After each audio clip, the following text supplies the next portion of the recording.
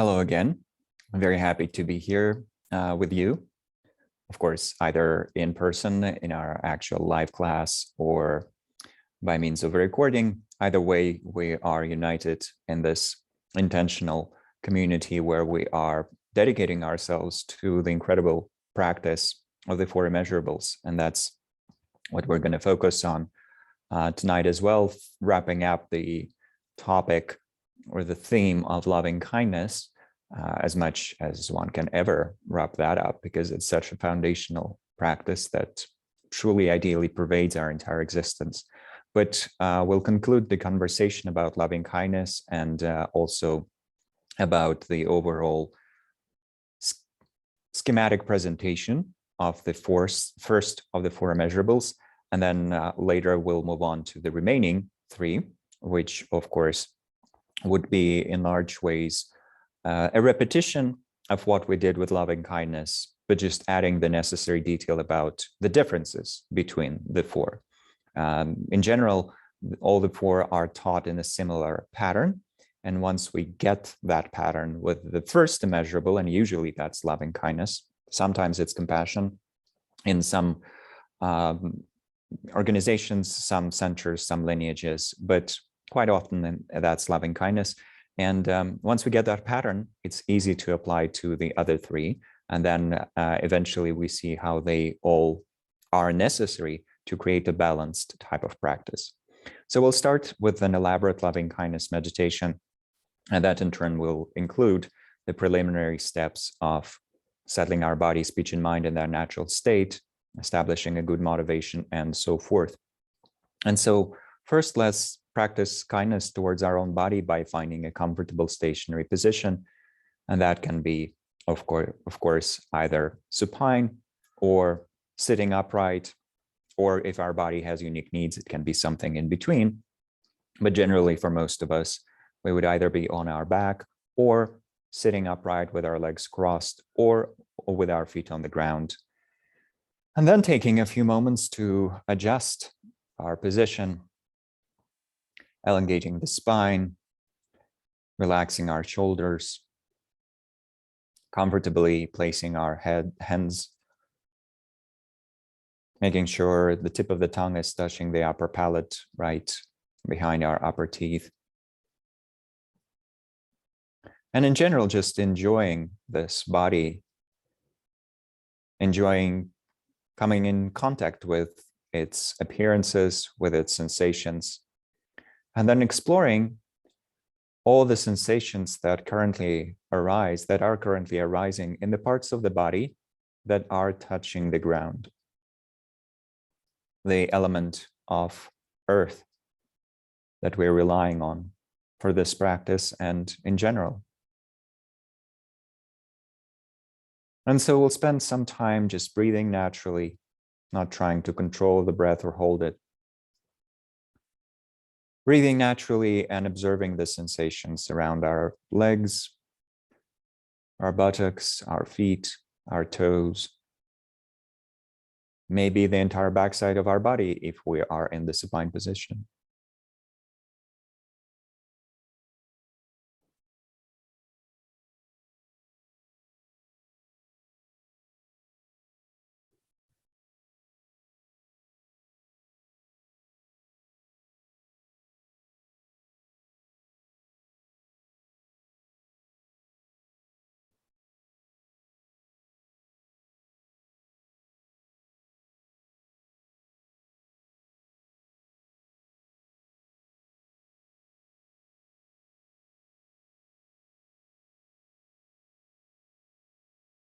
Relaxing the associated muscles, exploring the experience of ease and lightness in those parts of the body.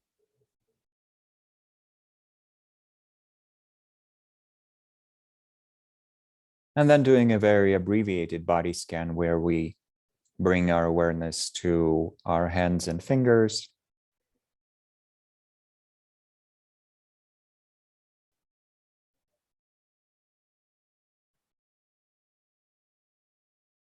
to our shoulders,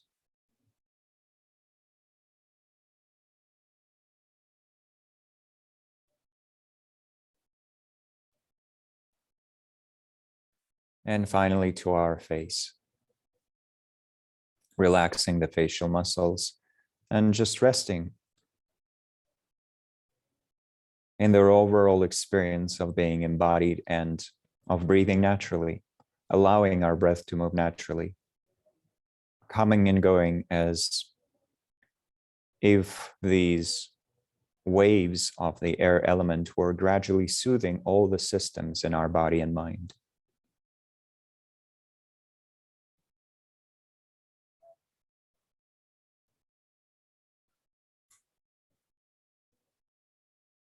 So we'll enjoy these waves for a little while, releasing more and more tension, more and more deliberate activity of our body, speech, and mind with each cycle of breathing.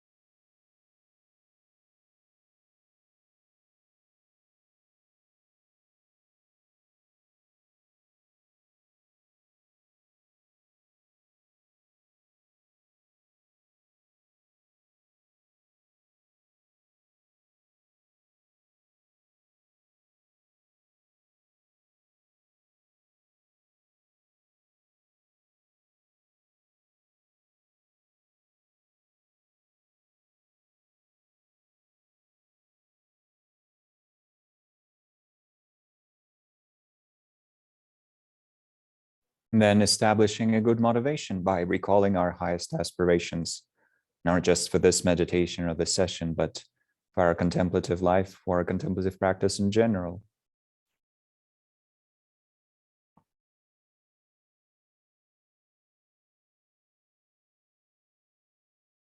And firmly placing this practice into that context.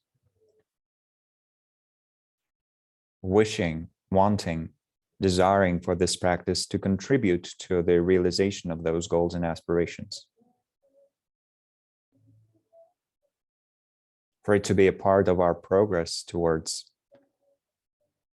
those higher types of well-being for ourselves and others.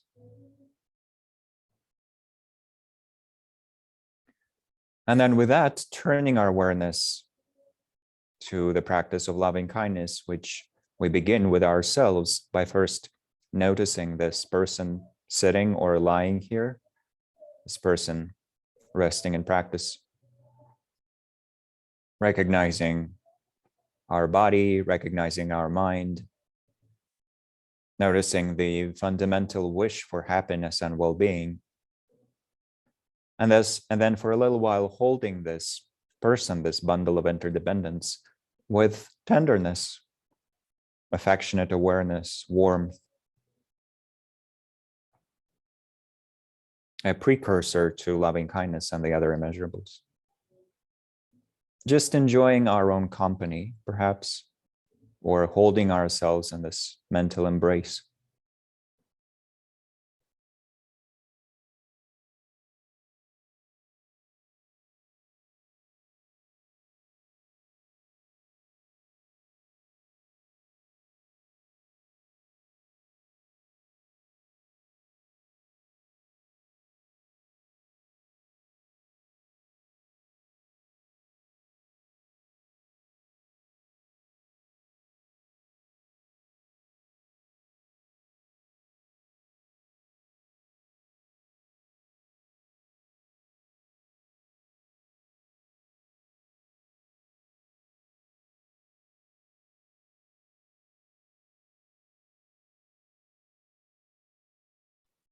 And then on the basis of that, expressing the aspiration of loving kindness for ourselves by using the short quintessential phrase that we have become used to, whichever one we prefer to use, whether that's may I have happiness and the causes of happiness, or may I be happy and have the causes of happiness, or may I be well and happy, or any other of similar nature. But generating that wish, the very wish of loving kindness for ourselves, and resting with it, in it, strengthening it, holding on to it, and continuously directing it towards this very person.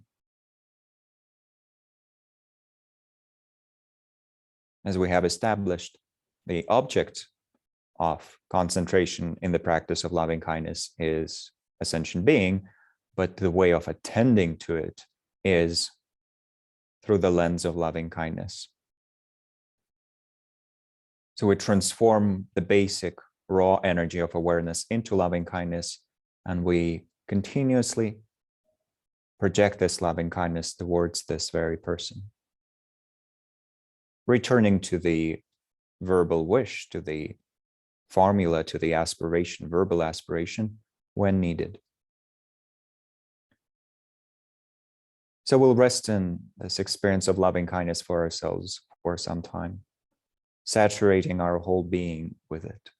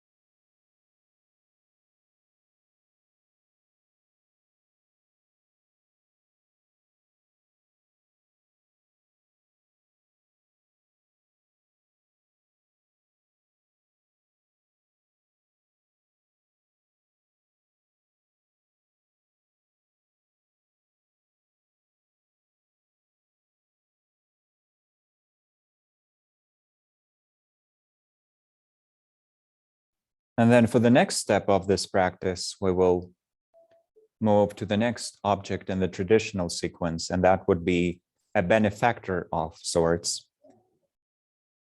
So a person, most likely human, who is still alive, still in this world, and who has benefited us greatly through their kindness, so that we mostly feel gratitude and appreciation towards them. Not so much romantic or sexual feelings of any kind, but just being grateful, appreciating them. And that can be a spiritual leader, that can be our grandmother or a respected mentor, or just someone who has affected our life in a positive way, maybe not at all spiritually, but just been truly kind to us. So thinking of a person like that and imagining them in front of us, sitting there, looking at us, abiding in peace.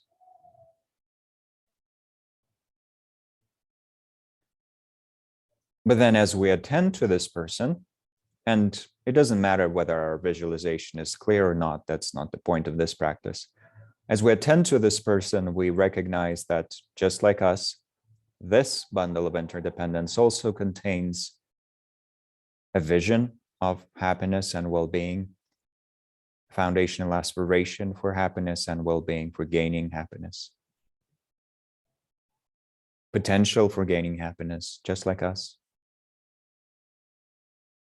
And so for a few moments, we hold them in this tender, warm, affectionate awareness, just like we did with ourselves, simply appreciating their existence.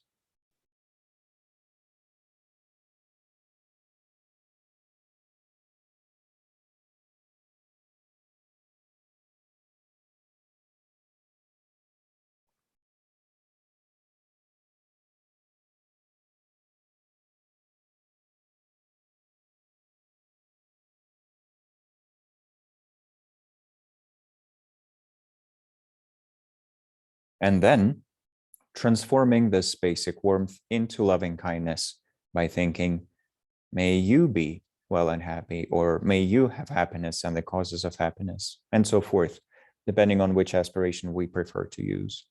But all of them expressing the same foundational wish. And then holding this person in this type of awareness, strengthening the aspiration and the wish as we go along, not losing it, and returning to it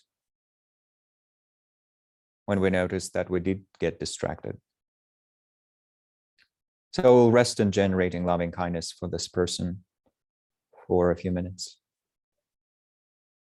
Just like we did with ourselves, but now with someone else, in a very direct, very personal, very intimate, and yet at the same time, spacious, open manner.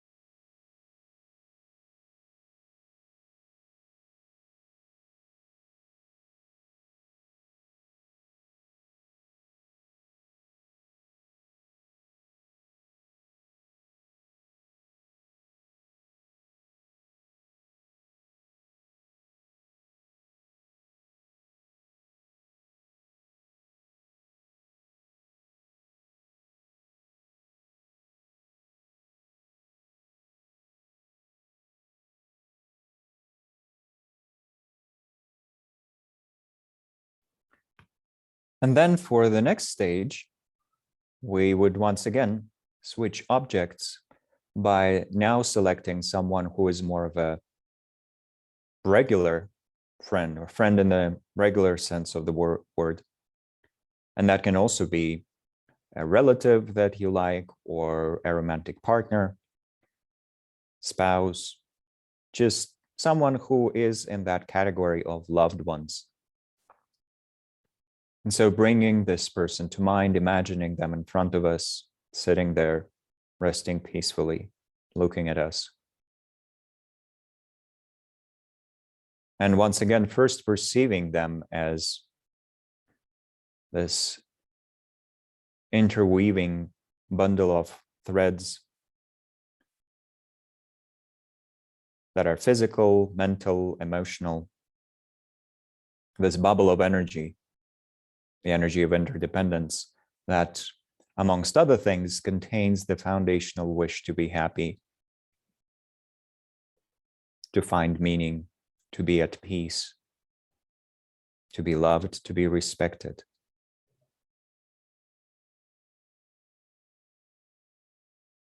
And first, holding this being, this bubble, in warm, tender awareness, simply appreciating their presence in this world.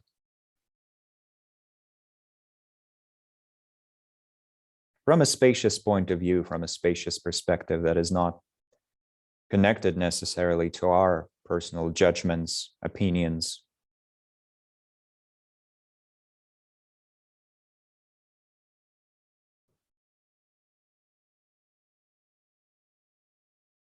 And then from this spacious warmth, once again crystallizing the wish of loving kindness, now directed at this person. Using the same aspirational formula that we've been using before, the same wording, but now holding it firmly in our mind with regards to this person. Or using the formula to activate the aspiration itself and then resting with the aspiration, projecting it towards this person in front of us. And resting there with our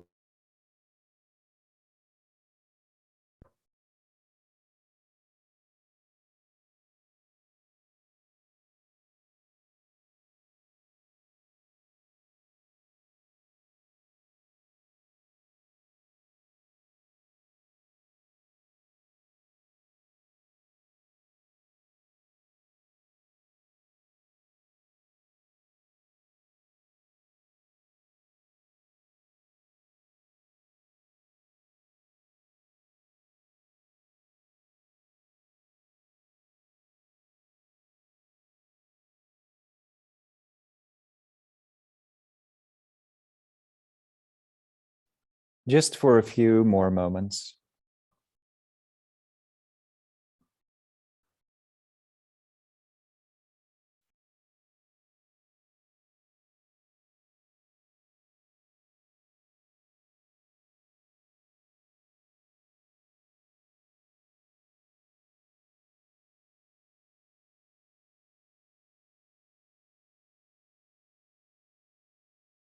And then we release the image, the aspiration, the thought of this person to simply rest in radiant, spacious awareness.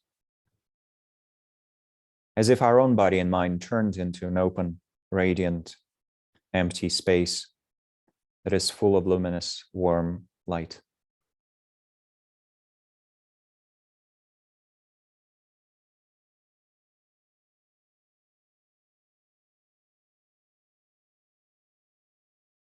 And from there, returning to the appearances of our body, to our body sensations, grounding ourselves in the sensations.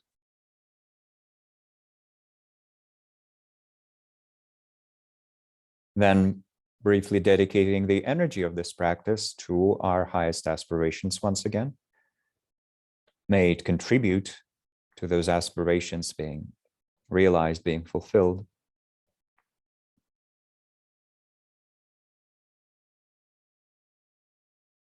And then slowly, gently, with a lot of kindness for our body, concluding this practice as we transitioned into a more active type of awareness where we interact with the online space that we share and the physical space that we inhabit.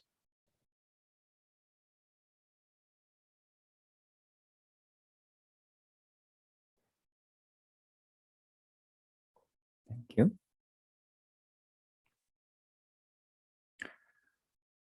So we will be now returning to the thing that I seem to love a lot, for its ability to make my explanations a bit more clear and coherent. And although some people would prefer to just stay with the gallery mode, and there's value in that as well, I like to use slides because then information can be conveyed clearly. All the quotes can be there instead of me just saying them out once and then not everyone being able to catch them by hearing and so forth. So from that point of view, I think there's value.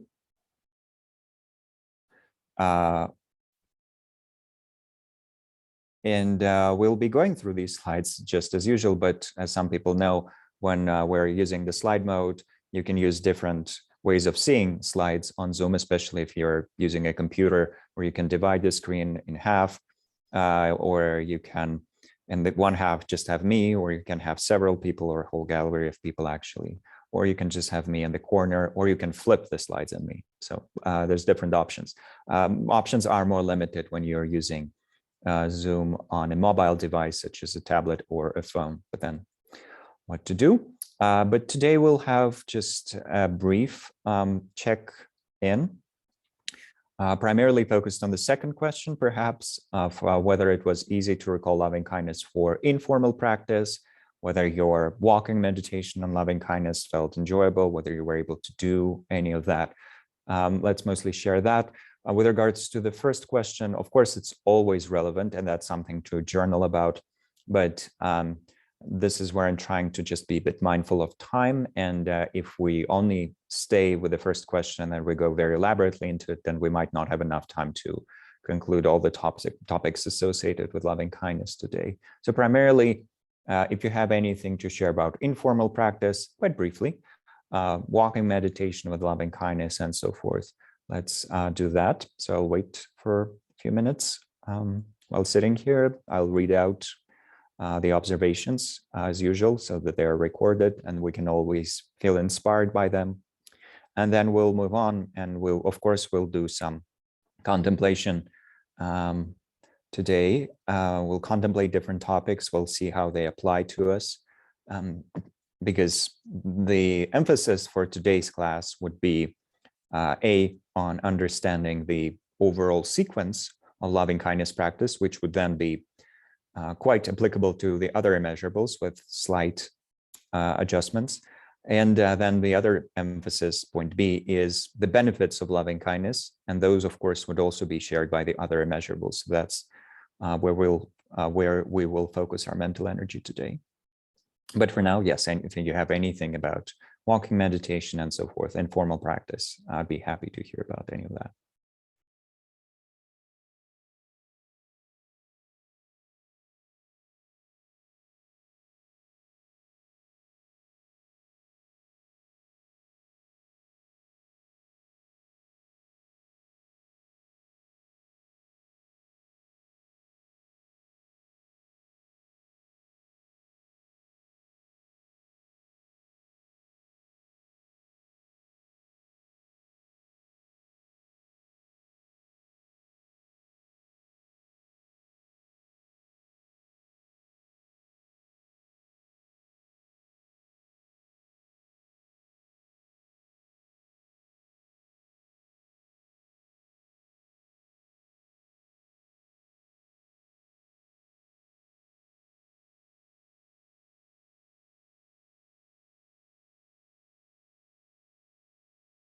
The first observation here: I'm enjoying this meditation. However, I still have difficulty feeling the tenderness during the meditation. I can think it on an intellectual basis, but feeling it is a different matter. It's easy to feel it towards my dogs, but feeling it for myself is much harder. Absolutely logical. It absolutely makes sense, because we're talking about habits and habitual energy here. And even though tenderness is a foundational quality of our mind, in fact, sometimes seen as part of our basic goodness or our Buddha nature, the most profound level of our mind in a way, or the most profound set of qualities associated with the profound nature of our mind. Despite all of that, there's a lot of things coming in the way of that tenderness, and all of them are habits, all of those obstacles. So we're undoing those habits gradually. We're releasing them by simply allowing ourselves to hold this very person here in a tender embrace. And for that, what needs to happen is us releasing some of our judgments, perhaps, or releasing temporarily our, as I like to call it, coordinate grid, where we see everything through a grid of mental concepts that help us make sense of the world. So removing that grid and letting go of that grid is actually the emphasis for insight type practices. But in this case, we do that, we still do this in these methods associated with kindness, compassion, and so forth.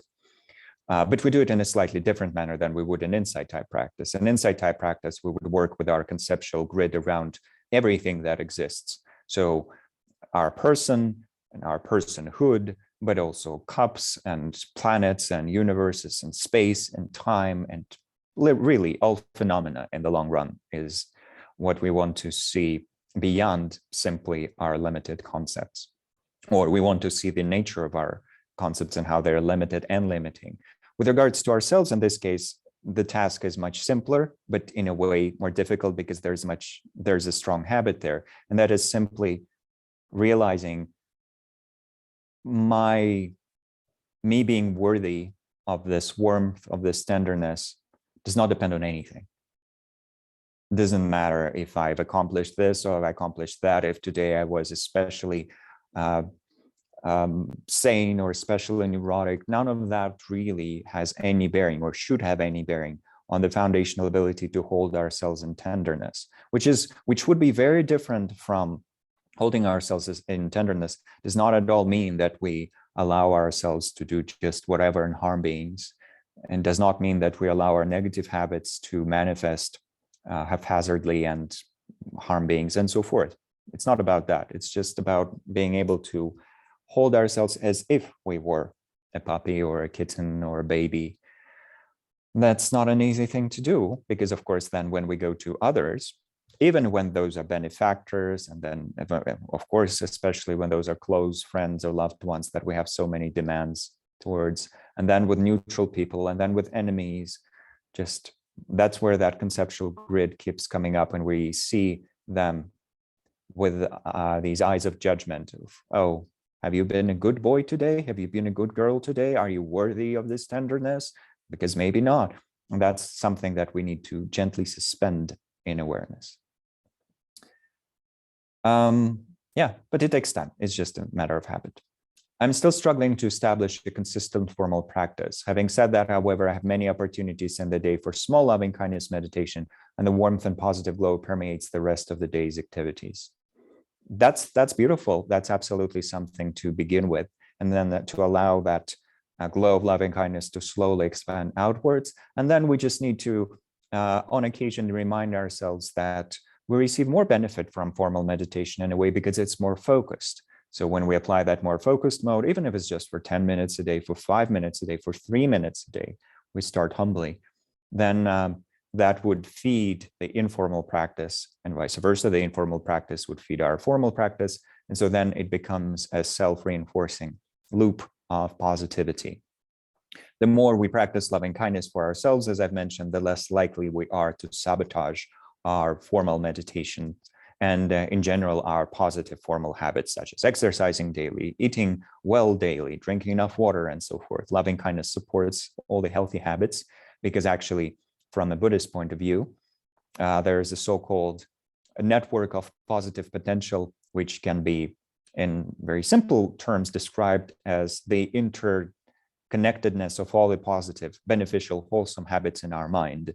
So when we strengthen one positive habit or one positive imprint, it's automatically, in a way, strengthens all the others. All wholesomeness is mutually supportive, and equally, everything that is neurotic and deluded and harmful in our mind is also interbraided. So we constantly work with these networks to strengthen the good and to gradually lessen the bad. And the bad here simply means something that brings us suffering. So playing around with it, starting maybe with 3 minutes of daily meditation, 5 minutes of daily meditation, and that's enough. That's a good beginning. And then beyond that, we could extend it to infinity. And then for truly realized yogis and yoginis, the division between formal meditation and daily life completely disappears in a way. So to us, it might still appear that they're doing formal sessions, and they do for our sake, to inspire us, but actually they've gone beyond the need for that. So will we one day.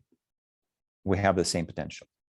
I have been practicing with the phrase, may you be happy, healthy, peaceful, and free from suffering when I see people during my morning walk on a path along a nearby river.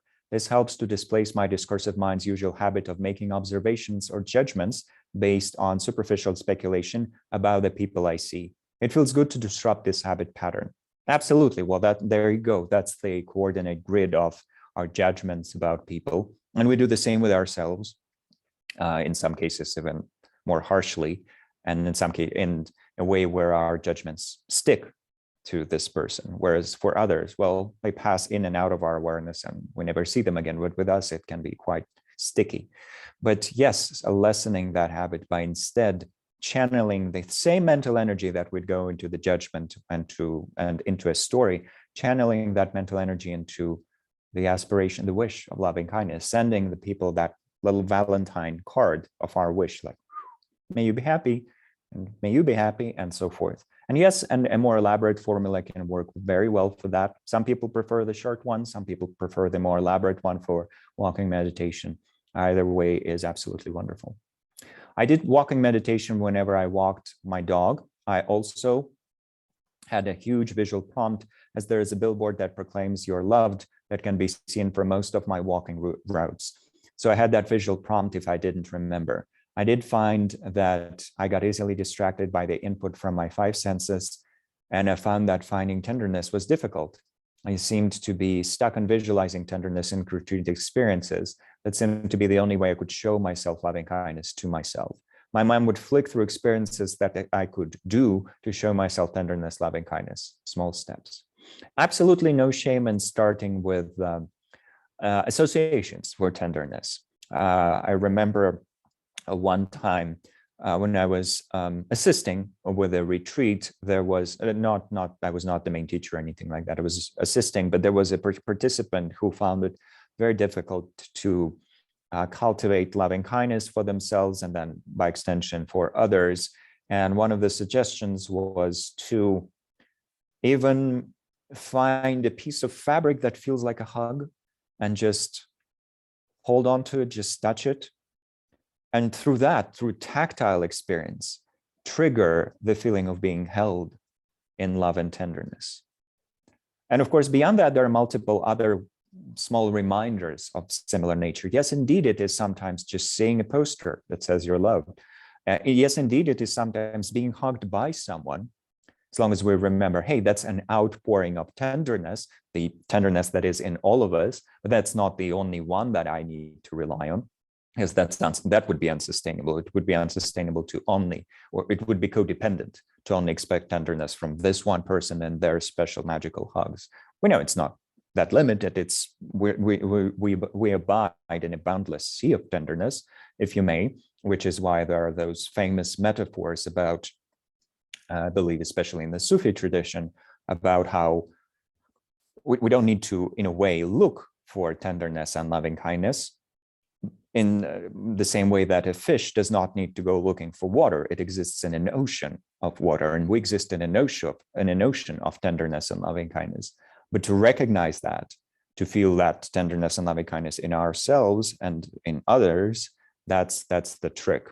Just like maybe, I don't know, that's a story from the Sufi tradition. Maybe for some fishes, some of the fish folk, it is tricky to understand there are swimming through water, they are abiding in the water element. I don't know how it works for them, but for us, certainly it is tricky to recognize that. So yes, indeed, small steps, absolutely, slowly. And as one of my teachers, Venerable Rabina Kurtin, always says, never give up, never lose hope. With regards to these things, not just in general, of course, in general, never give up. You know, the world is difficult and complicated, so we should never give up with that, but to never give up working on realizing that we are indeed loved and that we are indeed loving and worthy of love and capable of love and so forth. And all of these are not trivial sentimental statements. These are statements that have to do with the very heart and essence of contemplative training. So to never give up on that. It is very clearly stated that the heart of our basic goodness, the essence of our basic goodness is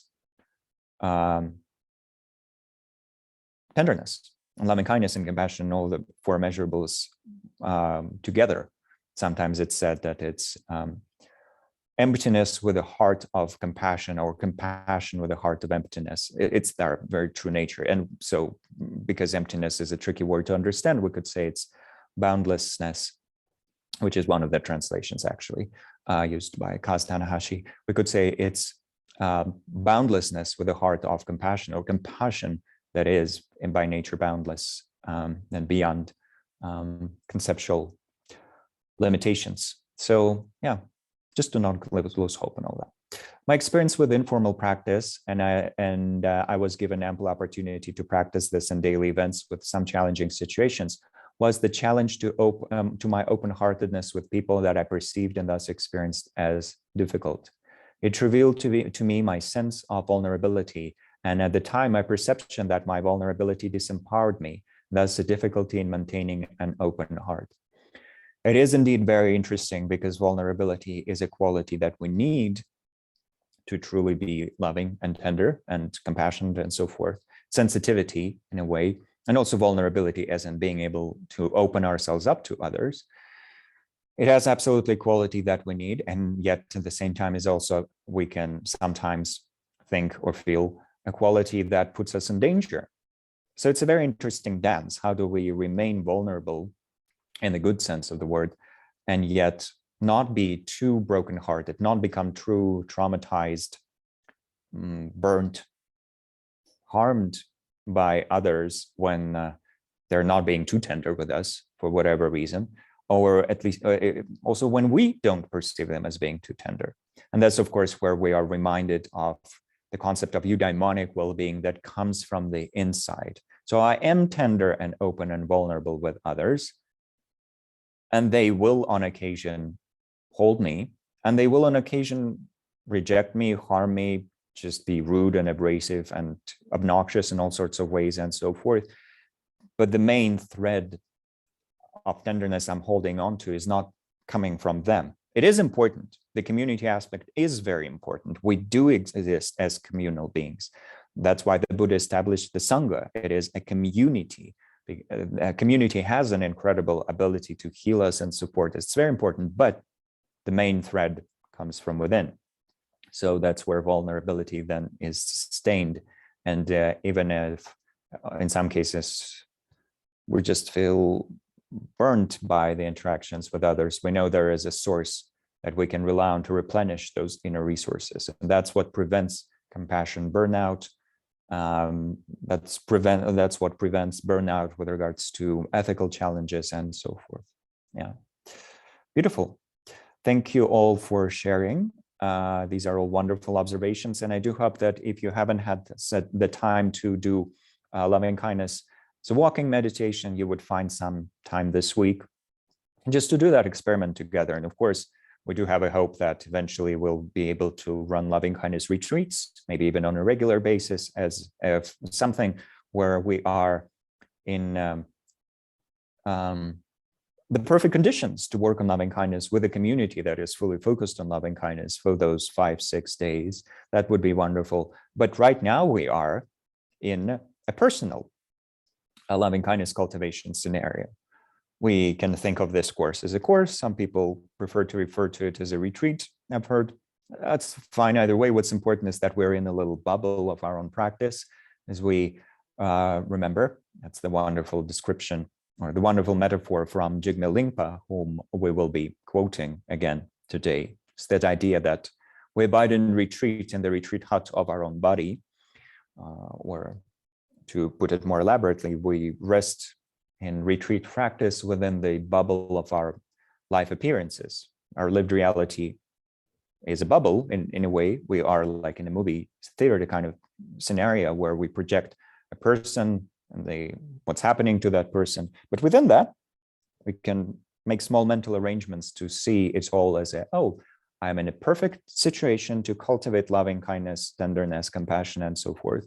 Because everything that I'm going to be encountering will be calling for, first of all, tenderness, yes, and awareness, mindful awareness. And then beyond that, loving kindness. Some situations invite loving kindness. Some will invite compassion. Some will invite empathetic joy. And of course, equanimity pervades all of that as the all-pervasive, warm-hearted glow towards reaching out towards all beings and making all situations tolerable. So I am thus challenged and also invited, blessed to be cultivated, to have the opportunity to cultivate these practices. And that's something that I think is another important element to consider. David Loy, who is one of the leading writers on the topic of Ekodharma, in his book on Ekodharma says that another element that is in a way almost like the fifth immeasurable, and it's not presented as part of the four immeasurables, and there are reasons for that, but it could be seen as almost the fifth immeasurable, is gratitude. And gratitude are actually strongly interconnected with empathetic joy. They could be collapsed into each other in a way, but to also see how, why I'm mentioning that is that we can also think, well, indeed, there are lots of things to be grateful for, and amongst them is just this very opportunity to be doing this together. So I'm, from my own very side, very grateful to be here with all of you, discussing all these wonderful topics and strengthening my own practice through that. And then beyond that, as a community, we can think, well, I do have these weeks to work on cultivating something that absolutely is at the heart of being humane, not just human, but truly humane, truly kind, truly nice as a person, not nice as in people pleasing, but nice as in, wow, that's a genuinely beautiful human being. So absolutely, it's a blessing to have this opportunity together.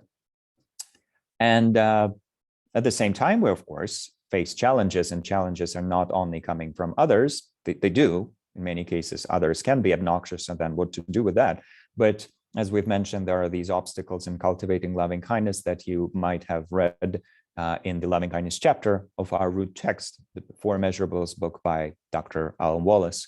So we have the false facsimile, which is desire on erotic attachment, which is basically when we do feel certain pull towards another person, where we do, to a certain degree, wish them to be well and happy, but there's always an only if coming after that.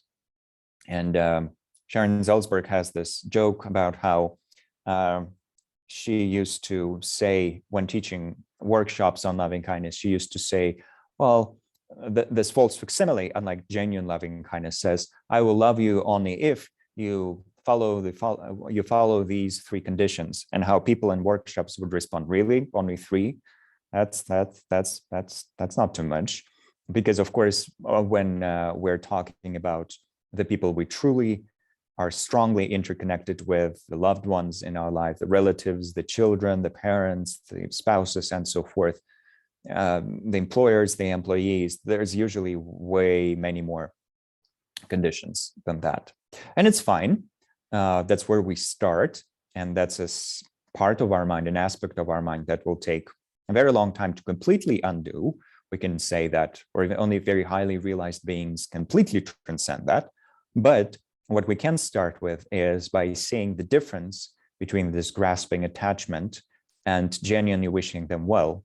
And then we can slowly balance these out in a way where we strengthen the genuine loving kindness and we lessen the neurotic attachment. And through that, in interpersonal relationships, as another teacher, as Venerable Rubina, who I've quoted today already, says, we become less of a vampire in relationships, in that we're less clingy and grasping, and yes, you must do what I want, and then I will wish your happiness. It's less that, and it's more, may you be well and happy.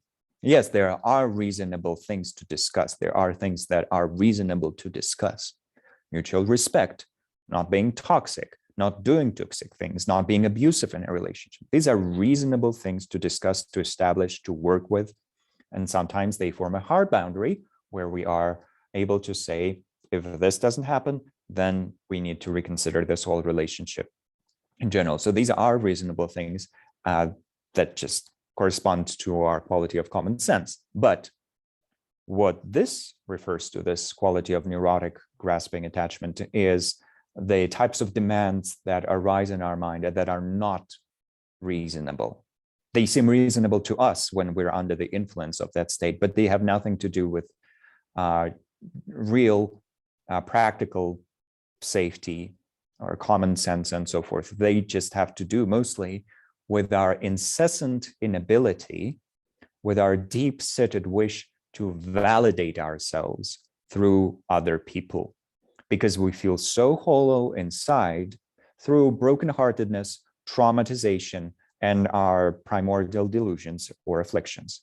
We feel so empty inside that we completely feel we won't exist unless other people dance around us in a very specific manner. And the more disempowered we feel that way, the stronger our neurotic attachment grows, and then the weaker, and then our genuine loving kindness becomes weaker and weaker. And eventually it can transform into ridiculous, insane configurations that we know about from history. We can think about dictators and so forth. And of course, we can even think about modern day dictators. But the incredible example from history is Louis XIV, the King of France, who not only said that he is the state, but was narcissistic to a degree that defies description. And indeed was a huge fan of ballets where he would be at the center and as the sun, and others would dance around him as planets. And that seemed to satisfy, to placate his feeling of inner hollowness for a little while, until the next day where new entertainments like that needed to be presented and so forth. And just to imagine that mental state where you completely command all these people, you first of all can completely destroy their lives in a moment or bring them to the highest glory, and you do indeed play around with the lives of others like that. But the point is not even that, it's not even the unlimited or almost unlimited or very vast political, economic, social power. It's also the psychological element of you're just doing it because you feel so empty, but it doesn't satisfy. It's like drinking salty water, they say. So this is a very interesting distinction to make, and a very important one. And this distinction we usually make in our practice when we transition from the benefactor to a regular friend. Because with a benefactor, let's say you're meditating on a benefactor that is maybe a grandmother or a mentor, or maybe a writer that you've benefited from their books a lot. Someone like, his Holiness the Dalai Lama, maybe you haven't met him in this life. You're certainly not having expectations about what he needs to do with regards to you. That's actually a good attitude towards spiritual mentors and teachers, not to feel like we need to be getting special treatment from them. They need to reply to, I don't know, our cards of wishing them happy birthday and so forth. Because when we do become clingy, it actually is very problematic for them, for us, for everybody else. It establishes a kind of very problematic dynamic. So a healthy relationship is, yes, we're enjoying His Holiness's books, we're benefiting from them.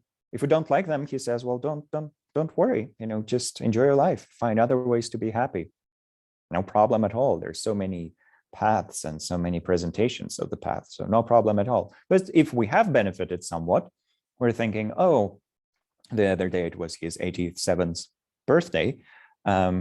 Just like it says in the For Immeasurables book, we can think of him, we can think of his aspirations for this world, his prayers for peace, his projects for the support of Tibetan refugees and so forth, and multiple projects that he's involved in, including some of the projects that we're working with, like the Cultivating Emotional Balance program. That's one of his creations, essentially. So we think about all those projects and we're wishing, yeah, may all of those succeed. May you find joy in knowing that they have become successful in this world, that these prayers for peace have become fulfilled and so forth. So no expectations from our side. We're not expecting him to return our call and call us and say, yes, thank you so much. It's been wonderful that you've been sending me these wishes from afar. I sensed your energy and I wanted to just call you and say, you're very special. You're the most special spiritual student in this world. So we don't do that mostly. Hopefully we don't. If we do, we need to stop.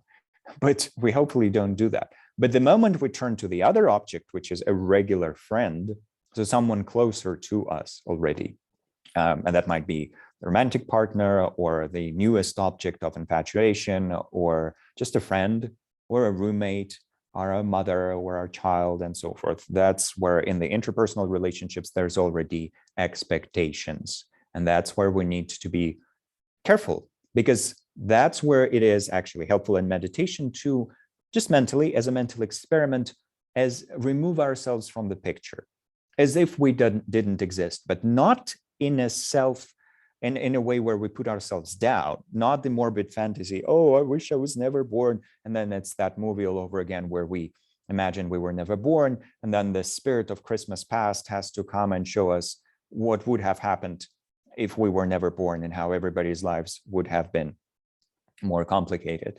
and less joyful because we're not there. And then we are full of energy and optimism. And once again, we say, yes, well, now I see my self-worth and I can come back to this world. We do have those fantasies, that's fine, but that's not what we need to do in this meditation at all. In this meditation, it's just wishing them happiness as if it was not coming from this person, but if it was coming from the depth of that person themselves.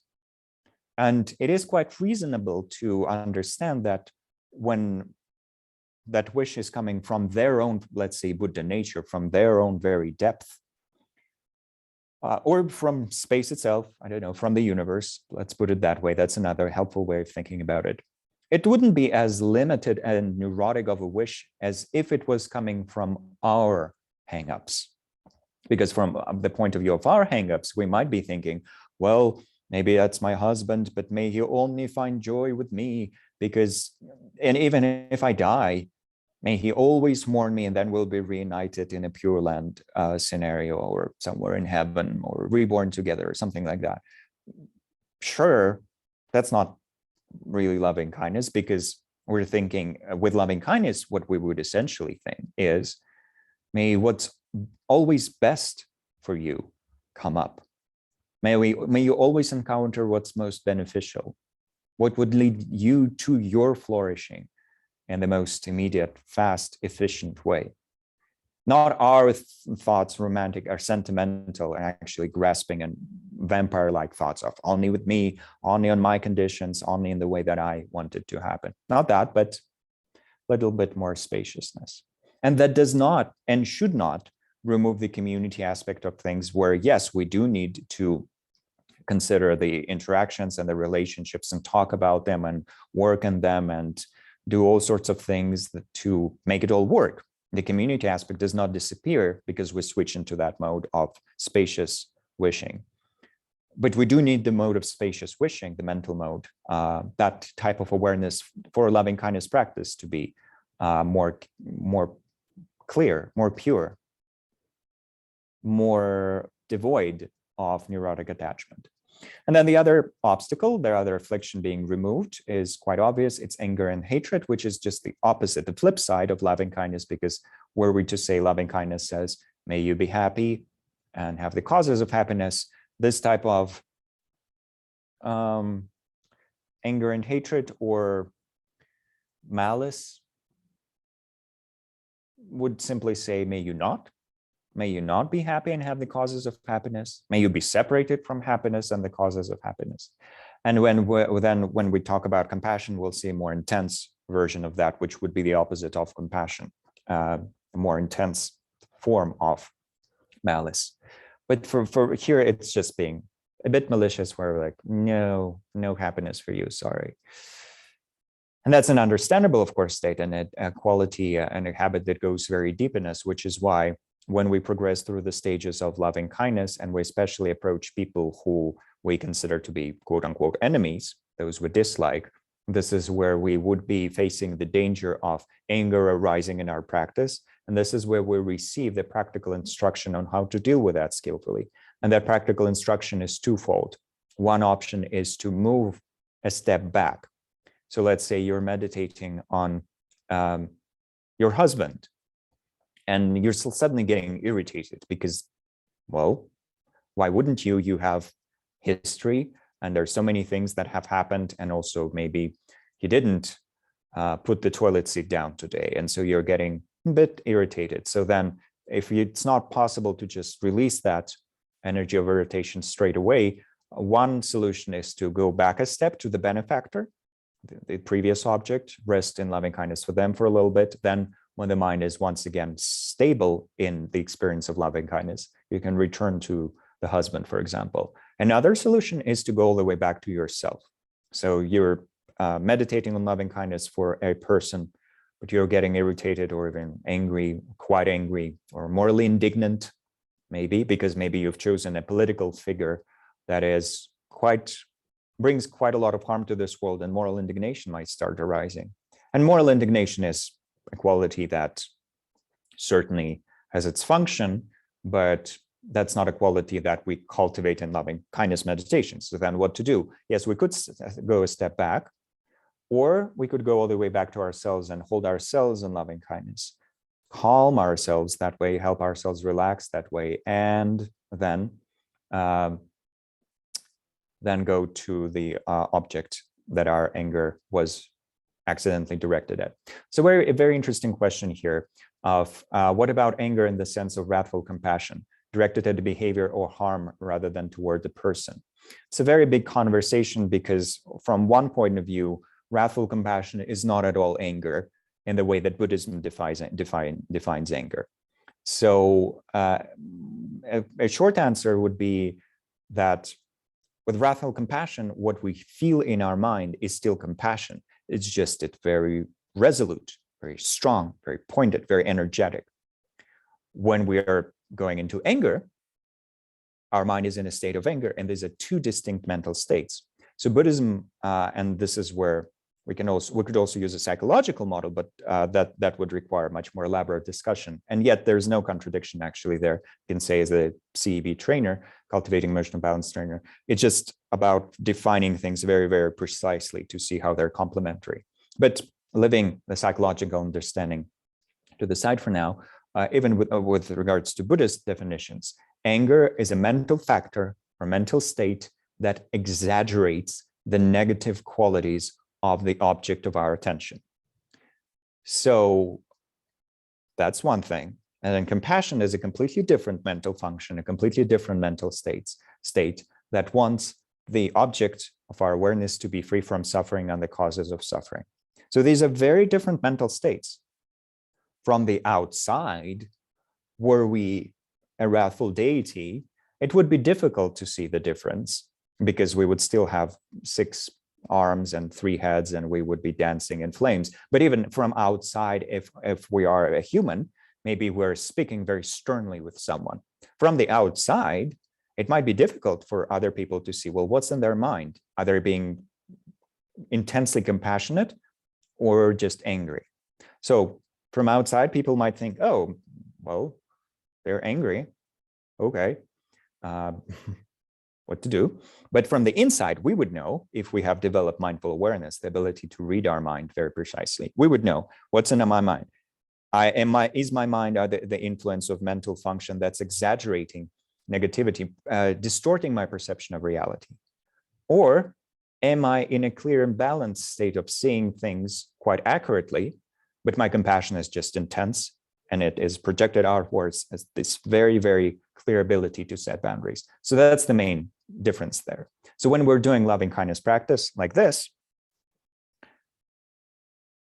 when we might feel, oh, this action is not okay, that action is not okay, that's fine. That's just moral discernment. That has nothing to do with our practice, however, because what we are doing in our practice is we're focusing on the person and we're wishing them to be truly, genuinely well. So moral discernment about actions, behavior, systems of oppression, and so forth, it's very necessary, but not for loving kindness practice, as in not for formal meditative cultivation of loving kindness. Actually, what we would need to do in formal meditative cultivation of loving kindness is to temporarily put moral discernment to the side and then still return to it. We do need it in life. But here we would focus on the person indeed and wish for them to be happy and well. So if we are meditating formally on loving kindness and these thoughts of that's not okay start arising, it's fine to have moral discernment. We need it. But what essentially happened is that we have become distracted in the practice. Our mind went into a completely different mode that is not loving kindness. It's maybe the mode of analysis, analyzing what's okay or not. Or maybe it's just the mode of being angry with the person. How dare you? And it's all understandable. But essentially, it's a distraction with regards to the context of this specific meditation. So that's where we will need to gently pull our mind back, remodulate our awareness into the desired type of awareness, which is loving kindness. And then later on, we can still use things like moral discernment. We need them. Yeah, and with regards to the continuation of this observation here, it's kind of like the idea of forcefully saying to someone, I care about you too much to let you harm yourself or others. Yeah, well, that's the expressions of loving kindness. Absolutely.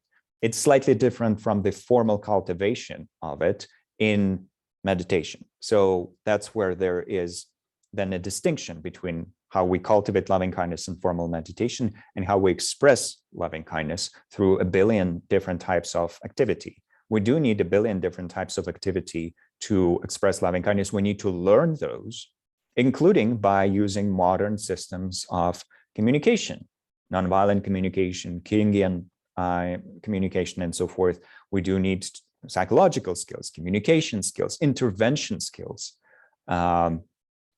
That's why there are, for example, groups for relatives of people with addiction, because in those groups and those support groups, you can learn new ways of interacting with the person who's in recovery in a way that is about establishing healthy boundaries, not harming yourself, not becoming codependent, not losing yourself in the relationship. Absolutely. That's all about skillfulness in interactions.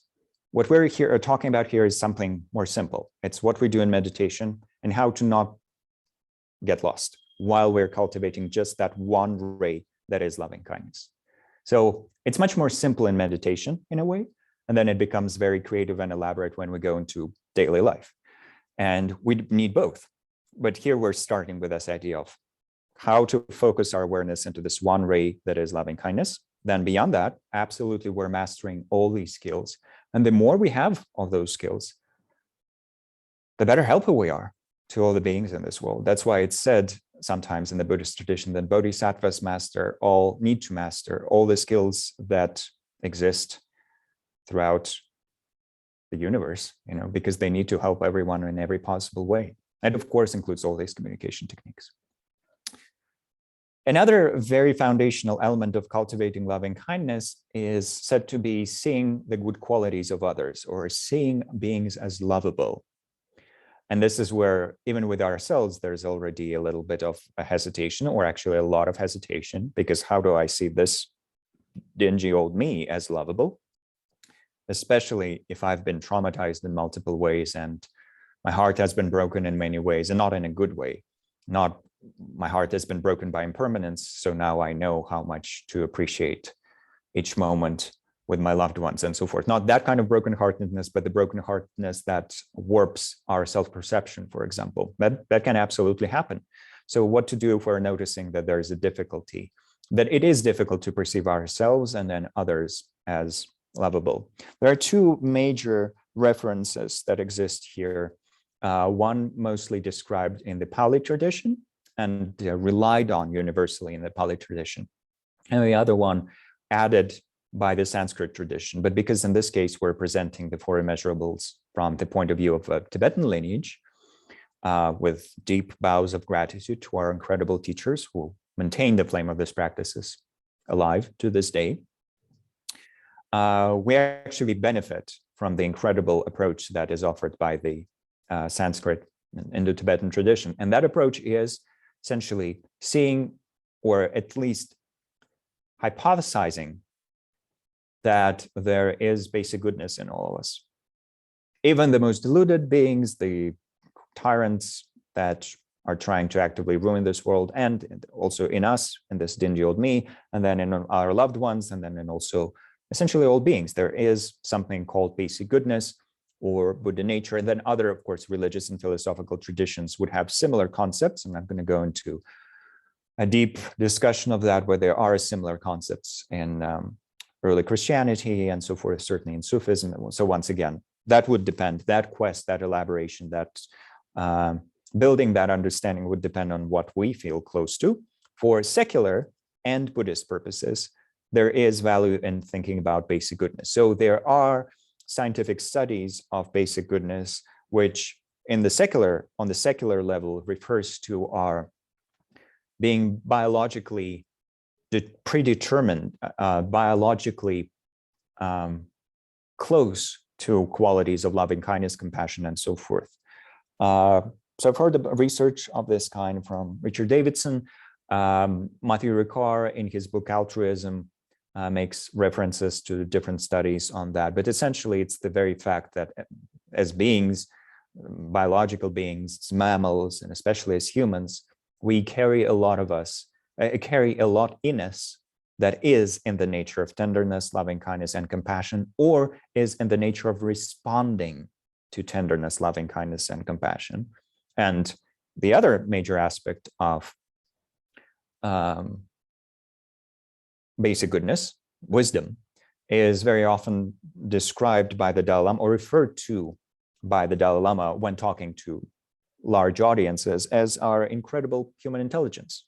So as humans, we are incredibly gifted in the domain of being able, were we to choose to do so, we're able to think very complex thoughts and make very elaborate observations and so forth. It's just a lot of the time we're not using this incredible potential to see interdependence, and instead we construct all sorts of concepts and theories that actually separate us from the world, separate us from society, separate us from other beings, and so forth. So then that's kind of sad. And then we're misusing our human intelligence to destroy the world instead of healing it. But each one of us individually can make the choice to move in the direction of interdependence rather than conceptual isolation. And that's where we manifest that quality. So we have our tendency to be kind, we have our tendency to be intelligent, our ability to be intelligent. And although they're activated, they're active to a different degree in different people, potentially both things are present in all of us for sure. So that's the secular aspect. And then in the Buddhist context, especially, of course, in the Sanskrit tradition and Tibetan tradition as part of that whole textual lineage, there are incredibly advanced, elaborate, detailed teachings on basic goodness that we can slowly study. And the more we study them, the more we'll be inspired to see that actually at the very core of us is an incredible, radiant, blazing sun of goodness. And to see that sun of goodness would take some skill, but it's still there. So for practitioners who have gone deeply into those teachings, it's much easier to cultivate loving kindness. Actually, it is said in one of the main texts on the topic of basic goodness, a text called Sublime Continuum, which is a difficult treatise, honestly, to study, but it's very, very important for Tibetan Buddhists. And in that treatise, it's said that once we have truly understood the topic of basic goodness, not just on the level of, oh, okay, we all have some biological connection to compassion and love. That's also good, a very good level, very powerful level already, absolutely true. But once we have understood that topic in depth with all the detail and so forth, and experientially, not just conceptually, one of the natural expressions of that is all-encompassing love then. Because how can you not experience love, affection, loving kindness towards all beings when you do very truly experiential, on an experiential level, see that they all have a blazing sun of goodness right inside of them as their very nature. Okay, that's good. So that's the level of the aspect that can be added from the Sanskrit tradition. So if at all we're able to, at least as a working hypothesis, theorize that there might be something there, maybe there is some basic goodness like that, potentially, some kind of like goodness that's programmed into all of us, maybe hidden under billions of layers for sure for some people, but a little bit of it there somewhere. That's good enough. If we're able to bring that into our practice, loving kindness practice becomes much more simple to do. But what if not? That's where the other approach that is more frequently used by the Pali tradition, and Pali tradition does not dwell elaborately on the topic of basic goodness. There are some hints towards it, certainly some scriptural quotations about that, and some modern day teachers emphasize that concept a lot, or some modern day teachers also borrow that a lot from the Sanskrit tradition, for sure. But there is already a different approach there, and that approach is by actively looking in the lovable qualities and kindness of others.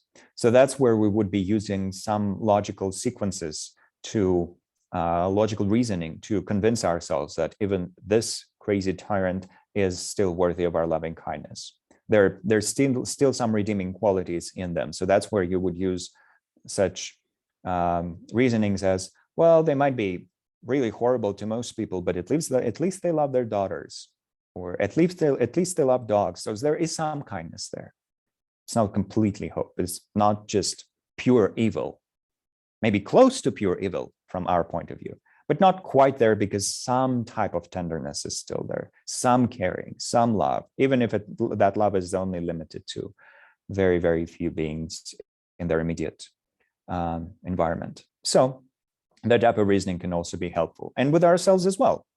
This is, okay, maybe saying, hey, I have basic goodness, I have Buddha nature. That sounds too vague at this moment. Well, this is where it's lovely to remind ourselves that, yeah, I've also been generous today, and I've been kind.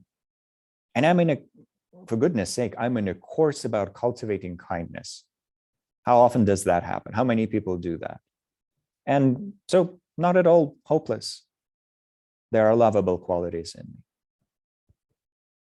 I can cultivate them, keep cultivating them, but there is goodness here. So reminding ourselves of very specific things of our kindness when we're talking about loving kindness for ourselves, and then of others. Maybe we're, once again, cultivating loving kindness for this benefactor that we thought about.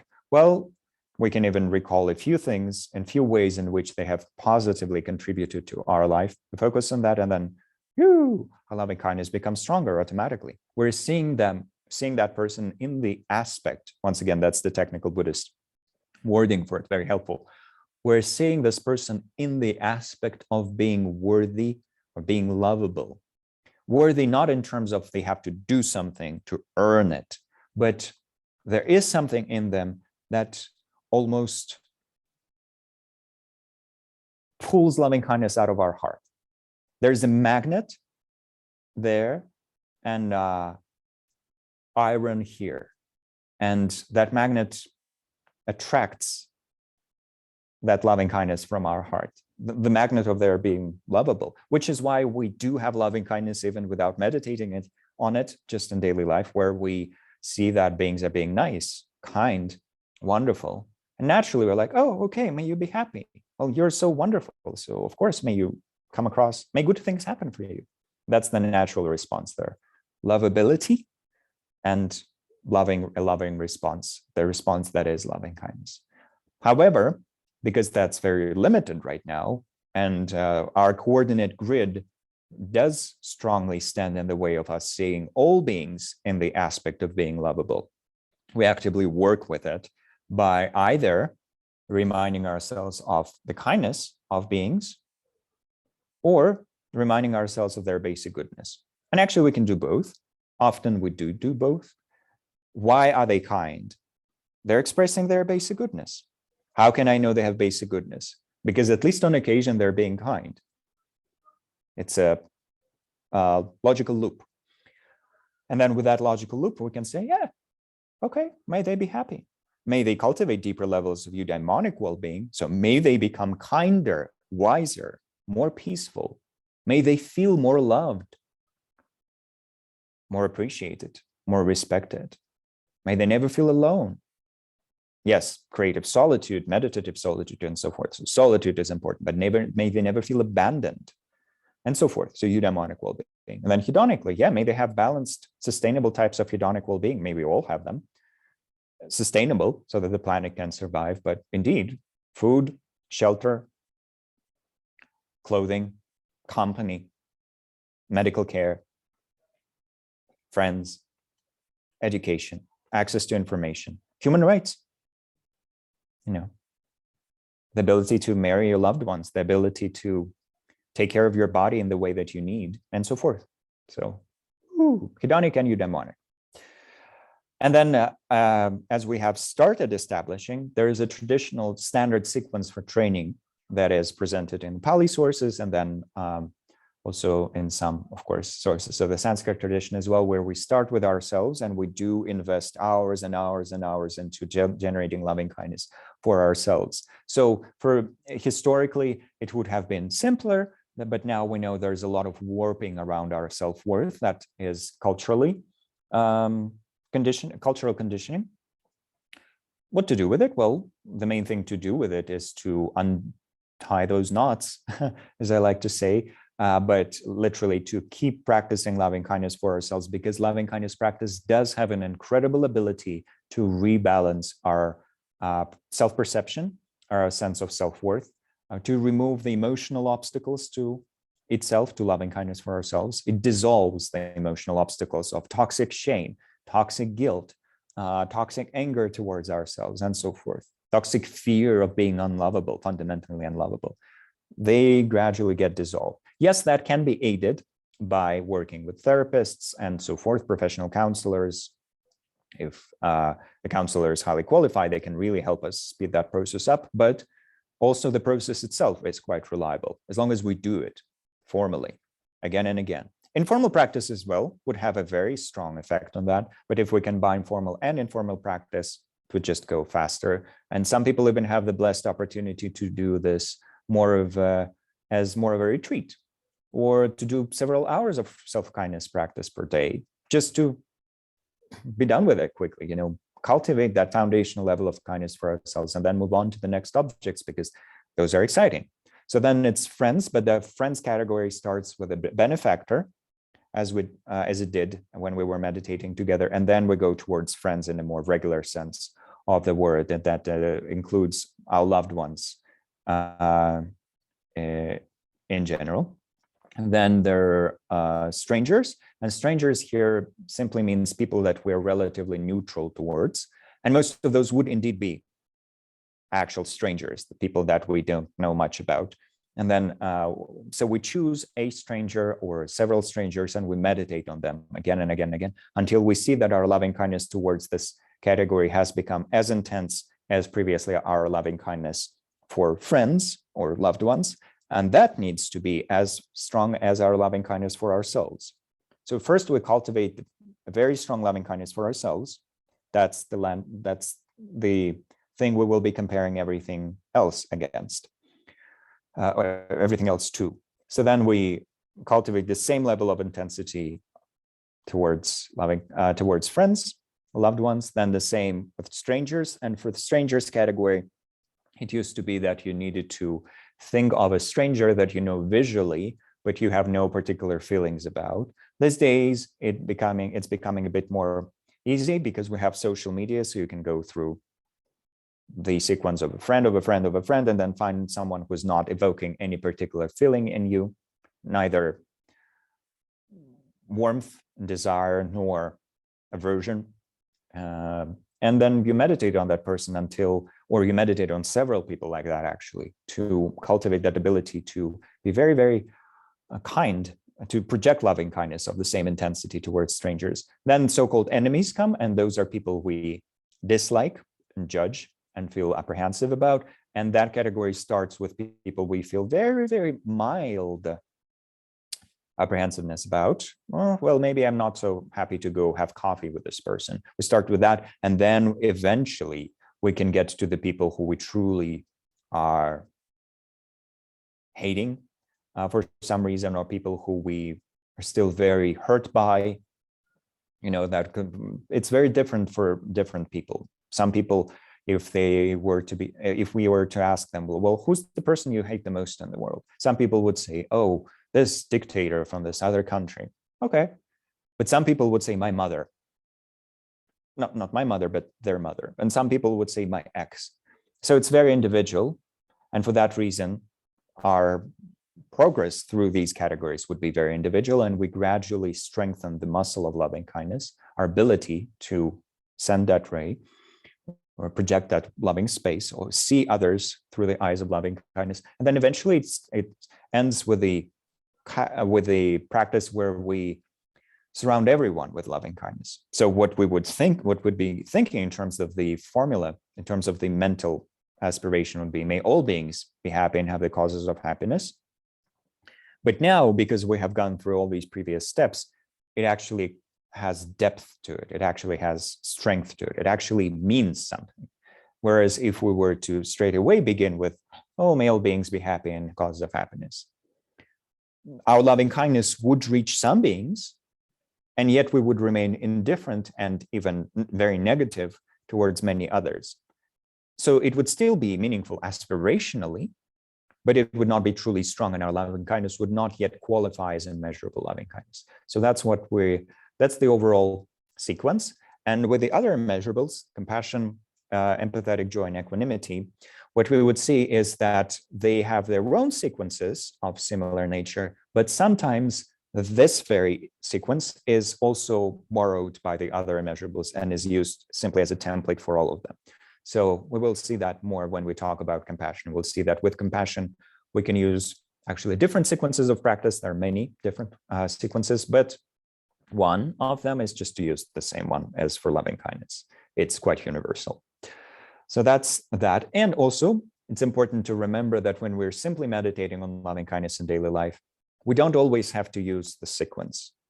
We can sometimes just project loving kindness to everyone else in the same train, on the same train, or everyone else in the same building, or everyone else in the same webinar. So there's situational loving kindness, and there's this formal training of going through the proper steps. And those are complementary. We don't want to completely forget about the formal steps because they're there for a reason. And that reason is that it helps us to truly make our loving kindness immeasurable. And then there's the situational aspect of learning to project loving kindness towards people that are next to us, or maybe people we're seeing on the news. We're learning that something happened to these people living there. Maybe there's a forest fire and the village is affected. We're sending loving kindness to not just the villagers, but also to all the animals that have been affected by the fire and so forth. And that's wonderful, or a wonderful way to strengthen our loving kindness and train in it. And then, of course, we do need to remind ourselves of the benefits to keep ourselves motivated. So this is where we could look at the benefits of loving kindness from a more traditional point of view, quoting the Buddha himself, for example. And we could use the very helpful model of 4 types of mental balance that would be familiar to people who have taken the Cultivating Emotional Balance course, or have heard of the Cultivating Emotional Balance program co-developed by doctors Alan Wallace, Paul Ekman, and Eve Ekman, or also familiar to people who have read Attention Revolution, which is Dr. Wallace's wonderful book on shamatha training or samadhi training in samadhi. So this model essentially talks about 4 major aspects of our psyche that we need to work with if we are to have genuine mental well-being.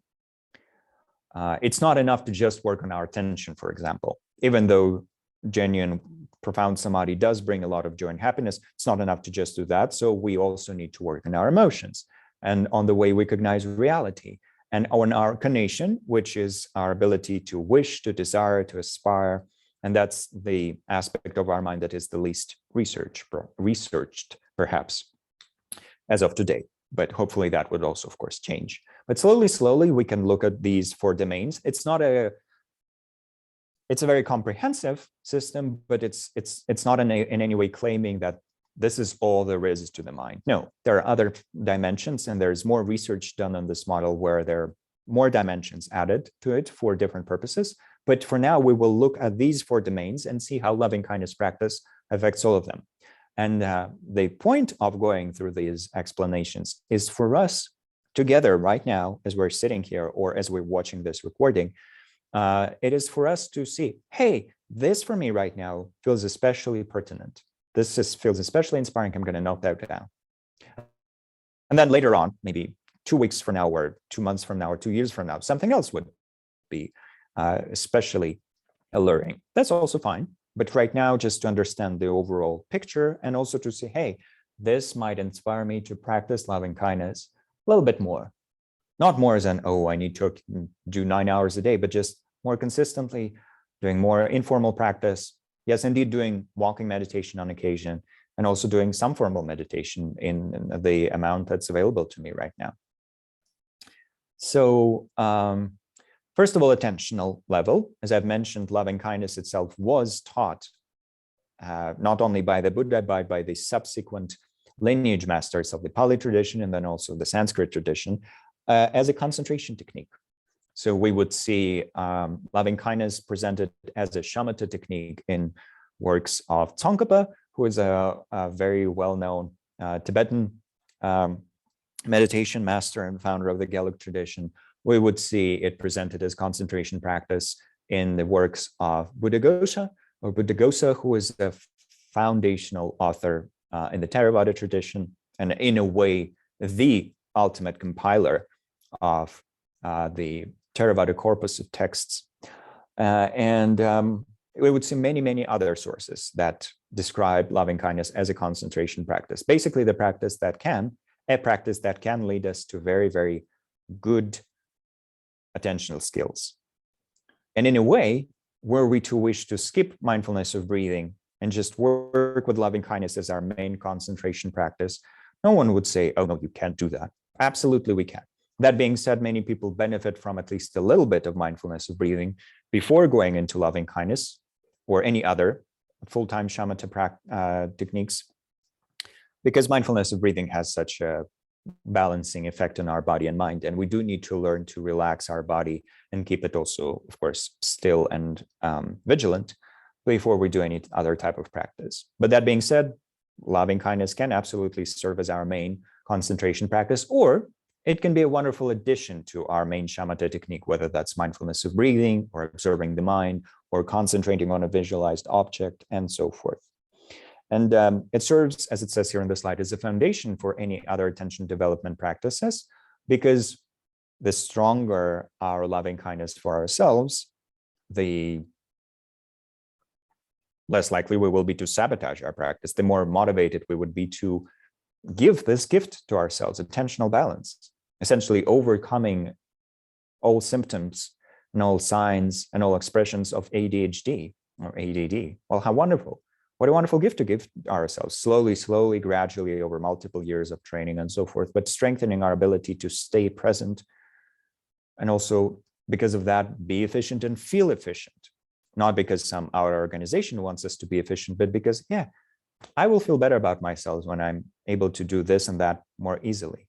Why? Because I've earned it by gradually training my attention. So absolutely wonderful expression of our loving kindness for ourselves.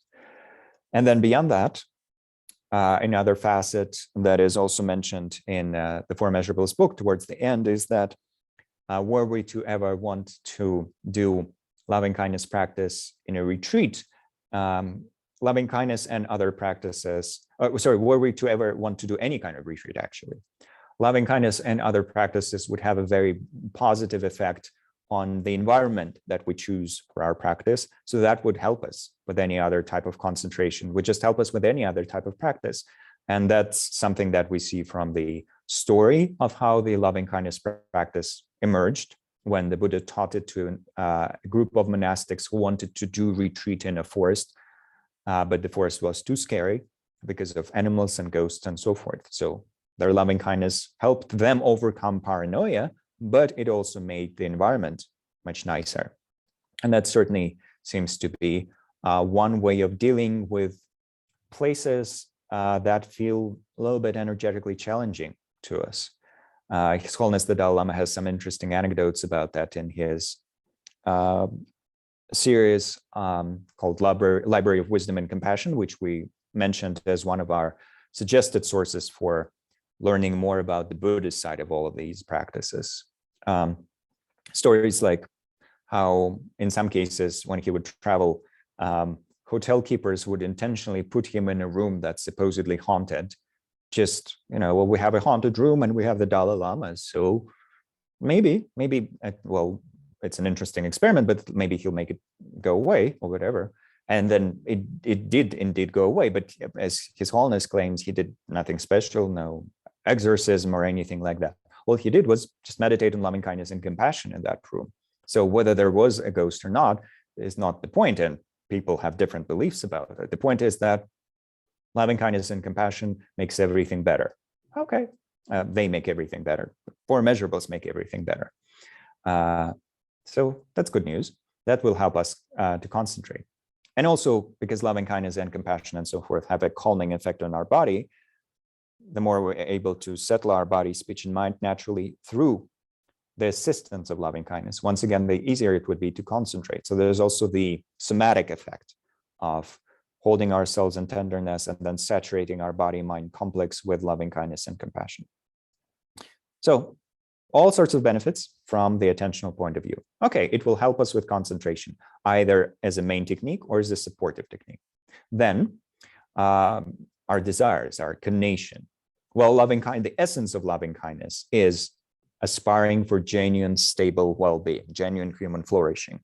And when in the beginning of this course, we were doing the practice of vision quest with 4 questions. How do I envision genuine flourishing and so forth? Already in that, and that's a loving kindness for ourselves practice, we were fine-tuning our conation. And then every time we do a little bit of loving kindness for ourselves, if we do loving kindness properly, we don't just wish for ourselves to have all the nicest types of ice cream. As we have established, we're aspiring for capital H happiness, which includes hedonic and eudaimonic well-being. So then when that's strongly present in our mind, we're sort of mindful of, that is, recollecting of, we are recollecting our higher goals. Higher goals is in genuine well-being. I'm not going to lose track of that. Genuine well-being, ideally not just for myself, but also for others, when we have expanded loving kindness for others, towards others. So then it's, oh, well, how does this specific project, how does this specific wish contribute to that higher goal? Does it? Does it not? Does it stand in the way? So that might seem like not a big deal, but it is actually very important analysis, as in something that would naturally occur in our mind when there is strong loving kindness for ourselves and others. Oh, is it contributing to genuine happiness for me and for others, or is it taken away from it? This wish, this specific intention, this specific wish, is it or is it not? And that's a very wonderful mechanism to have in our mind, because some of our desires only come from what once again Tenzin Wangyal Rinpoche calls our pain identity. Oh, I feel so lonely right now. Let me go drown that loneliness in intoxicants or hang out with people that might actually harm me in multiple ways. Oh, let me hope that this completely random person that I know nothing about will be able to make me feel loved and fulfilled. Which is not to say we don't sometimes get lucky with all of those things. Sometimes we might go out and it would turn out to be a wonderful night. No shame in that. It's not about that. It's not about being judgmental and oh, you only have to be doing spiritual stuff, and if you ever watch a movie, then well, how dare you, you're no longer a spiritual person. Not that at all. It's not about that. It's just simply having that sense, the spidey sense of, oh, this might contribute to a genuine well-being, and then oh, well, no, and then letting go of something. So not from outside. It's not the Buddha coming and saying, or not the parental voice of our very strict spiritual mentor who says judgmental things to us, and then we feel afraid of doing anything ever. Or indeed our parental voice of our own parents actually saying, no, good boys and good girls never drink coffee after 7 p.m. Don't. It's not that. It's just from our own side, our own judgment, our own ability to discernment. Oh, and we might be wrong with it. Well, that we will be wrong a lot of the times, but still just having some sense and then cultivating, strengthening it as we cultivate loving kindness, automatically it gets strengthened. So wonderful. Then emotions, of course, such a big expression, such a big field affected by loving kindness. So we change our emotional reactions towards beings in different types of situations by cultivating loving kindness, because loving kindness becomes a more automatic response than many other emotional experiences. So maybe right now our default go-to in many situations is irritation or fear or contempt. And then as we train in loving kindness, some of those emotional mechanisms would get replaced. So we become less contemptuous because contempt becomes less habitual to us. judgmental state of, ugh, really? Or it's like, and where instead we look at the person and like, okay, may you be happy. Not a big shift, maybe from, I don't know, it might not seem like a big shift, but it's actually a huge shift, because to counteract the culture of contempt that has arisen, especially in the last 10, 20 years, with, yes, clear ethical discernment, but also loving kindness, compassion, and so forth, is a big gift to humanity. But also the same with irritation, the same with habitual fears, the same with everything, really. So changing our emotional reactions, and also our habitual reaction to ourselves, and changing our reaction to our regrettable emotional episodes where we did fall under the influence of a specific emotion. We did something that we now see as cringeworthy, but yet instead of drowning in the duo that Brené Brown calls guilt and shame, these complex self-referential emotions that literally make our body freeze and our cheeks burn and we feel, this was so horrible. Instead of doing that, we once again hold ourselves in a little bit of tenderness, a little bit of loving kindness, and like, okay, I'll do better next time. But I don't need to freeze and die right now just because that regrettable emotional episode happened. So flexibility and skillfulness with our emotional landscape. Then cognition. So that's where actually loving kindness brings the most change. In a way, I would say, that's my opinion, because loving kindness is fundamentally about shifting our perception of ourselves and others. So we learn to see ourselves and others in a different way, as we've said it before, in the aspect of being lovable, in the aspect of deserving happiness, in the aspect of being worthy of happiness and the causes of happiness. Why? Well, because we have multiple good qualities, and because there's basic goodness, which is just a label applied to all the good qualities together. So either way, we could use either type of logic, and we can use both, but seeing ourselves and others as beings who deserve happiness, might acquire happiness, especially eudaimonic, but also hedonic, of course, in a balanced and sustainable manner, but don't yet fully possess the fullness of well-being, especially eudaimonic well-being for most of us, including the billionaires. They have unlimited hedonic well-being for sure, but eudaimonic, not so much, as we can establish from stories of what they experience emotionally. So then what to do? But can get it, don't have it yet. May you, may me, may all of us have happiness and the causes of happiness. But we do that because we've shifted the perception. So it's a very, very powerful shift, which in the original story, in the story of origin of this practice, the story about monastics going into a forest, those monastics were able to shift their perception of the forest and the beings living in it, because those beings were no longer appearing in the aspect of being scary ghosts and scary animals. They appeared in the aspect of being multiple beings, or maybe embodied in all these forms, some as snakes, some as spiders, some as invisible beings, maybe, who knows. But fundamentally, on the level of their basic goodness, they'll want to be happy, peaceful, well-fed, left alone, and so forth, fundamental wishes. So seeing that instead of seeing this scary appearance is a very wonderful shift, and very important for some cultures and groups and communities and so forth, and for us as a global community to be able to see, hey, we're all in the same, in a way. There's nuance to it, but in a way, we're all similar in that we want to be happy and have the causes of happiness. And we're most of the time quite deluded about what those causes of happiness are, but still, fundamentally, in the same aspect of being lovable, and eventually maybe we will attain happiness. That's wonderful.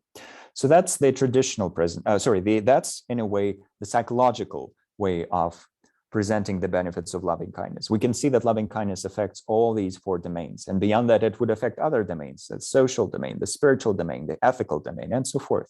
And it's actually an interesting exploration there. So part of our homework for this class would be to journal a little bit about how, in our understanding, loving kindness would affect our social interactions, and which includes our ethical behavior. and maybe our own spiritual path. And that's very personal because everybody's spiritual path might be different. Absolutely not everyone present here identifies as a Buddhist, and that's absolutely fine. But loving kindness might affect your path towards union with God in a theistic system, or being closer to nature if your spirituality is centered around nature. So multiple answers to this very simple question, but a very interesting thing to explore and to contemplate. But before that, we'll also consider this traditional description of the 11 benefits of loving kindness. In this case, quoted from Sanskrit tradition. There's a similar presentation in the Pali tradition that is very well known. So we're going to include that in the links to read, just like last time we were reading the Buddha's discourse on loving kindness, known as Karaniya Metta Sutta, which is a very, very wonderful, beautiful text, very short, very pithy, and very good to just recite on occasion and feel good about it. And also quite frequently used to bless other beings. It has, of course, a lot of power to just change the vibe, change the atmosphere when we read it, when we contemplate it, when we recite it, when we meditate on it. So there are many other texts on loving kindness in the Sanskrit and Pali Buddhist literature, but this quote translated by Tulku Thondup is wonderful, one of the many wonderful translators of the Tibetan tradition and a very esteemed, highly esteemed teacher. In this case, Tulku Thondup is quoting Buddha's words on the benefits of loving kindness, where these benefits are listed as 11.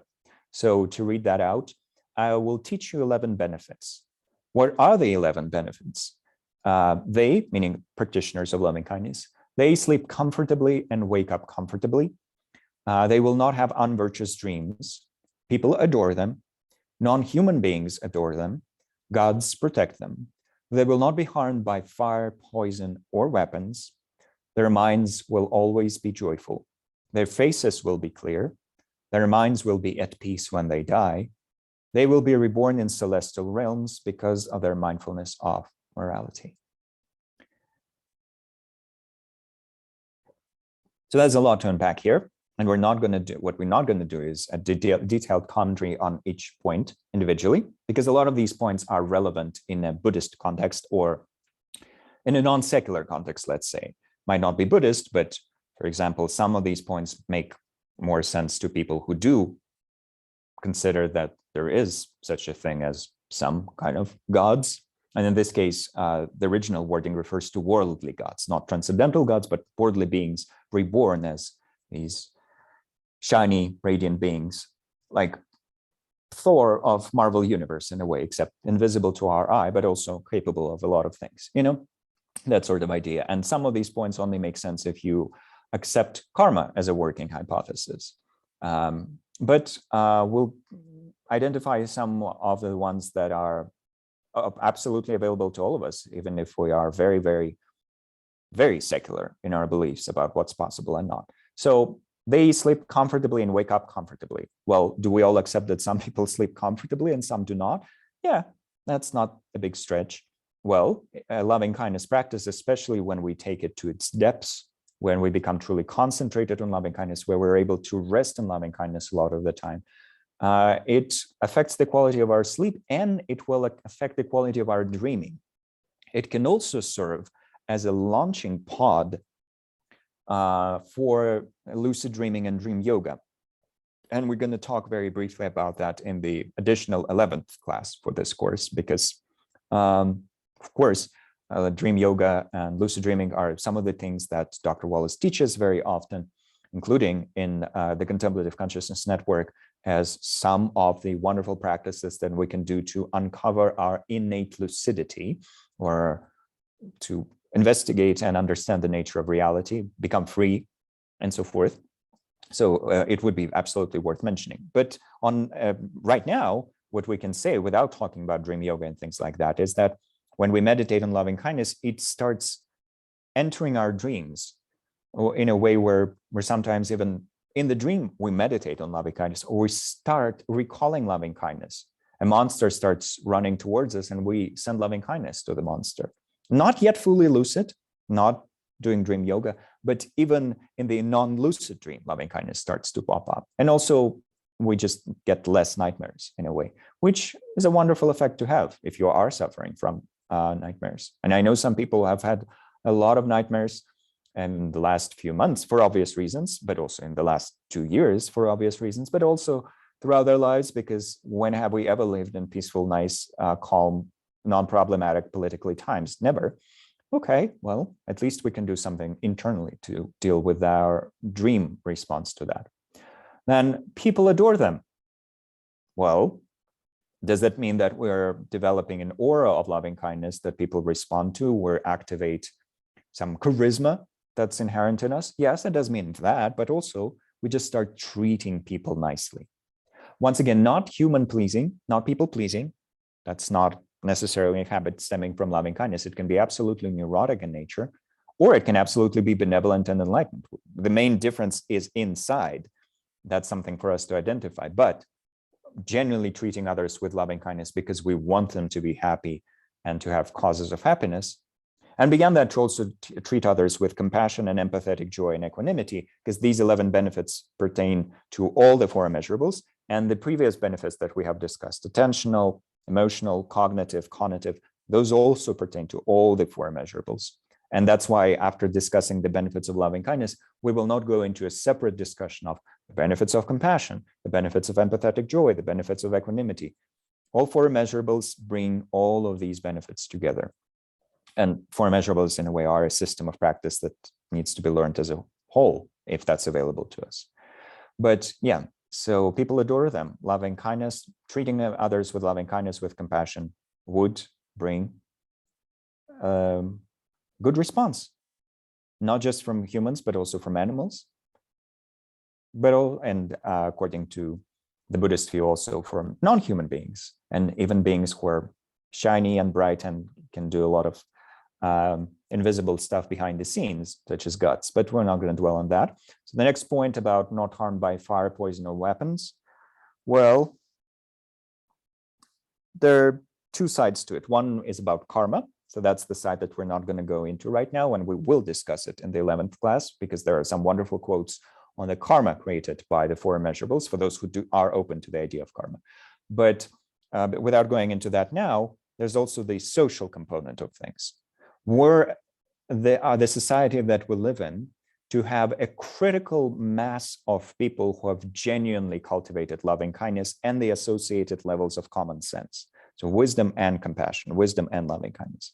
Were our society to exist like that, it would be much more likely that we would live in a society that has reasonable laws around gun regulation, reasonable laws about protecting people from fires, so fire departments and so forth, reasonable dynamics about beings not being poisoned by each other, and also about distributing good food, about providing people access to clean water, and we know examples of places where that does not happen. So the social dynamic, the fabric of society, is affected by our loving kindness. And of course, one person is just one person, but that's where we recall the Dalai Lama's quote about, well, if you think you're too small to make a difference, try sleeping with a mosquito in the room.